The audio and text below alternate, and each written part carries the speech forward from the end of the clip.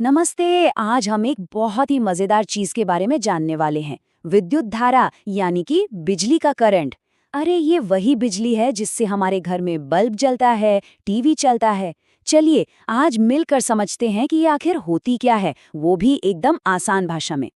अच्छा, कभी सोचा है कि जैसे ही हम स्विच ऑन करते हैं तो पंखा कैसे घूमने लगता है? या बल्ब वो कैसे एकदम से जल उठता है? जरा सोचिए। और वो जो टॉर्च होती है उसमें सेल डालते ही कैसे रोशनी आ जाती है? जानते हैं, इन सब के पीछे एक ही हीरो छिपा है और वो है विद्युत धारा। अब इसे समझना है ना, तो इसका सबसे बढ़िया तरीका है पानी को बहते हुए देखना। सबने नदी देखी है ना? जैसे नदी में पानी बहता है एक जगह से दूसरी जगह, बिल्कुल वैसे ही बिजली के तार के अंदर भी ना कुछ बहुत छोटे छोटे कण बहते हैं। और बस इसी बहाव को हम लोग बिजली या करंट कहते हैं। कितना आसान है ना? तो चलिए फटाफट देख लेते हैं कि आज हम क्या क्या सीखने वाले हैं। सबसे पहले हम समझेंगे कि ये बिजली का बहाव होता क्या है। फिर हम देखेंगे कि ये धारा असल में बहती कैसे है।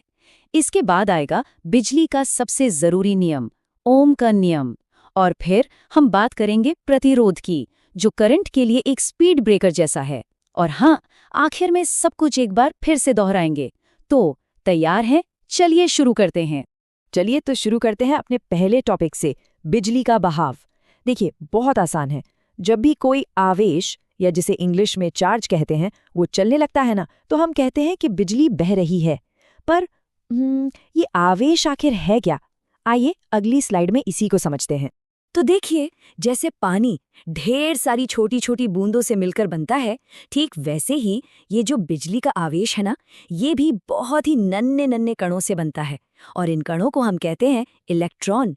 और सोचिए, जब ये लाखों करोड़ों अरबों इलेक्ट्रॉन्स सब एक साथ एक ही लाइन में तार के अंदर चलने लगते हैं, बस उसी को कहते हैं विद्युत धारा।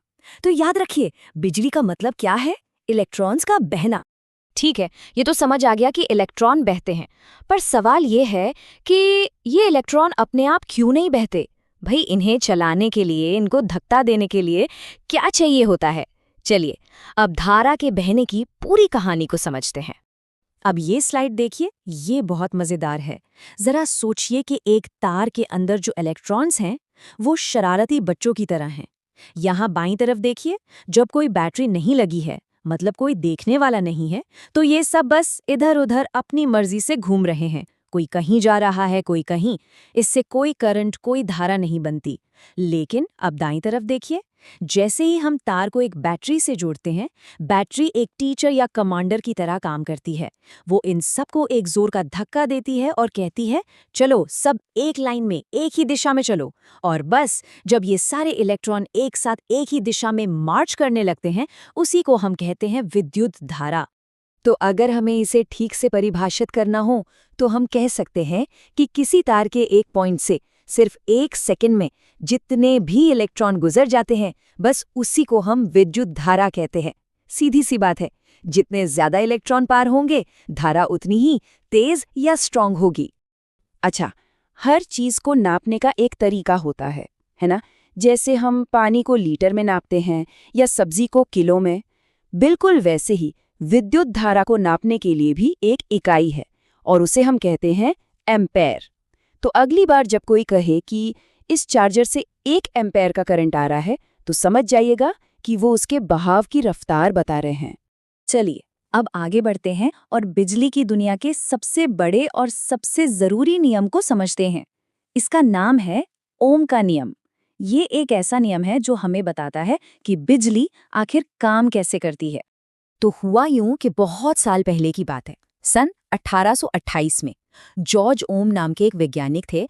उन्होंने ना बिजली के साथ बहुत सारे प्रयोग किए, और इन प्रयोगों के बाद उन्होंने बिजली के बहाव से जुड़ा एक बहुत ही महत्वपूर्ण रिश्ता खोज निकाला।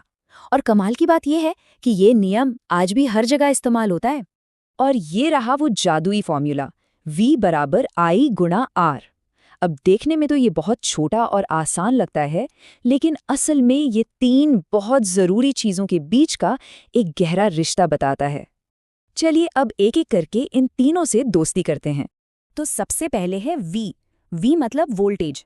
अब ये वोल्टेज क्या है, इसे ऐसे समझिए, जैसे पानी के पाइप में दबाव होता है, प्रेशर होता है। जितना ज़्यादा प्रेशर, पानी उतनी तेज़ी से बहेगा। ठीक वैसे ही वोल्टेज वो धक्का है, वो फोर्स है जो बैटरी इन इलेक्ट्रॉन्स को देती है ताकि वो तार में आगे बढ़ सकें। याद रहेगा, ज्यादा वोल्टेज मतलब ज्यादा जोर का धक्का। अब आता है आई मतलब धारा या करंट। अरे ये तो वही है जिसके बारे में हम अभी तक बात कर रहे थे। मतलब इलेक्ट्रॉन्स का असली बहाव, जिसे हम एम्पेयर में नापते हैं। तो वोल्टेज ने धक्का दिया और उस धक्के की वजह से जो बहाव शुरू हुआ वही है धारा। और इस फॉर्मूले का तीसरा दोस्त है आर मतलब प्रतिरोध या रेजिस्टेंस। अब देखिए, इसके तो नाम में ही इसका मतलब छिपा है। प्रतिरोध मतलब रोकने वाला। ये वो रुकावट है, वो बाधा है जो करंट के रास्ते में आती है और उसे धीमा करने की कोशिश करती है। तो अब ये प्रतिरोध आखिर है क्या भला, और ये धारा को कैसे रोकता है? चलिए अब करंट के इस स्पीड ब्रेकर को जरा और पास से जानते हैं। देखिए, दुनिया का कोई भी तार एकदम परफेक्ट, एकदम चिकना नहीं होता। हर तार के अंदर ना थोड़ी बहुत रुकावट होती ही है। तो होता क्या है, जब इलेक्ट्रॉन तेजी से तार में भागते हैं तो वो तार के अंदर मौजूद दूसरे परमाणुओं से टकराते हैं, और ये जो टक्कर होती है ना, यही उनके लिए एक स्पीड ब्रेकर का काम करती है और उनकी रफ्तार को कम कर देती है। बस इसी रुकावट का नाम है प्रतिरोध। अच्छा, तो अब सवाल ये है कि ये रुकावट, ये प्रतिरोध किन किन बातों पर निर्भर करता है। देखिए, सबसे पहली चीज है तार की लंबाई। सोचिए, रास्ता जितना लंबा होगा चलने में उतनी ही मुश्किल होगी, मतलब रुकावट उतनी ही ज्यादा। तो लंबा तार मतलब ज्यादा प्रतिरोध। दूसरी चीज है तार की मोटाई। अगर रास्ता चौड़ा हो, मतलब तार मोटा हो, तो इलेक्ट्रॉन्स को निकलने के लिए खूब जगह मिलेगी। तो रुकावट क्या होगी? कम। तो मोटा तार मतलब कम प्रतिरोध।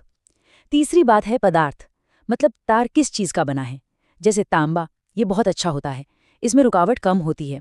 लेकिन रबर में तो रुकावट बहुत ही ज्यादा होती है। तभी तो बिजली के तारों के ऊपर रबर की परत होती है ताकि करंट बाहर ना आए। और हाँ, एक और बात, तापमान। गर्मी बढ़ने पर भी प्रतिरोध बढ़ जाता है। वाह, क्या बात है! आज तो हमने काफी कुछ सीख लिया। तो चलिए, देर किस बात की, एक बार फटाफट सब कुछ दोहरा लेते हैं ताकि जो भी सीखा है वो अच्छे से याद हो जाए। तो आज हमने क्या सीखा? पहली बात, बिजली का मतलब है बहुत सारे इलेक्ट्रॉन्स का एक ही दिशा में बहना।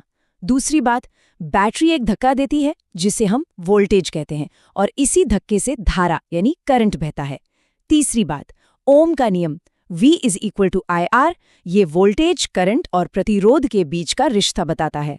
और चौथी और आखिरी बात, प्रतिरोध वो रुकावट है जो करंट को रोकती है, और ये तार की लंबाई, मोटाई और वो किस चीज से बना है इस पर निर्भर करती है। चलिए, अब जाने से पहले एक सवाल। जो कुछ भी आज हमने सीखा है इसका जवाब उसी में छिपा है। कभी सोचा है कि जो बिजली के बड़े बड़े खंभे होते हैं, उन पर जो तार होते हैं वो इतने मोटे क्यों होते हैं? उन्हें पतला क्यों नहीं बनाया जाता? सोचिएगा जरूर, इसका जवाब आपको आज की बातों में ही मिल जाएगा। चलिए, अगली बार फिर मिलेंगे एक नए और मजेदार टॉपिक के साथ।